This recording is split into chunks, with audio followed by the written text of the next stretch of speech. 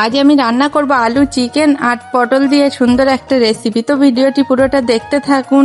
ভালো লাগলে একটা লাইক করুন এবং কমেন্টে জানাবেন রান্নাটা কেমন হয়েছে। যারা যারা ভিডিওটি দেখছেন তারা অবশ্যই চ্যানেলটি সাবস্ক্রাইব করুন। অনেকে দেখছেন কিন্তু সাবস্ক্রাইব করছেন না, দয়া করে চ্যানেলটি সাবস্ক্রাইব করুন।